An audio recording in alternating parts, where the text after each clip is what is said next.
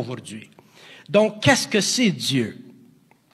Si nous le regardons d'une façon réellement absolue, scientifique, au-delà de la conscience spirituelle, d'une façon totalement mentale, Dieu, c'est l'origine de l'énergie dans sa phase purement protonique. Dieu, c'est l'absolu quantum de la réalité qui n'est pas divisé et indivisible.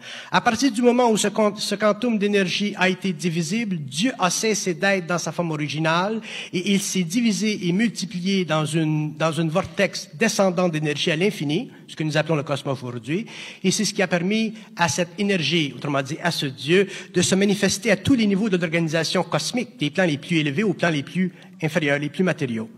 Donc, lorsque nous parlons de Dieu, il ne faut pas que nous voyons ce Dieu, autrement dit cette réalité ou ce principe, comme étant un aspect absolument stable et indivisible de l'univers. Il faut que nous le voyions comme un principe absolu qui s'est divisé, qui s'est fracturé pour créer l'univers. Il faut que nous puissions regarder les concepts que nous utilisons pour la compréhension de l'infini ou des absolus à partir d'un mental, c'est-à-dire à partir déjà d'une partie de cet absolu qui est capable, dans la moindre de ses particules, de se comprendre.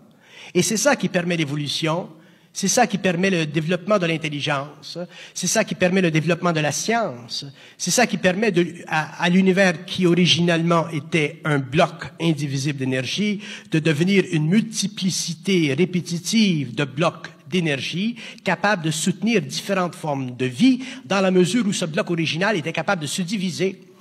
Et nous verrons un jour que la division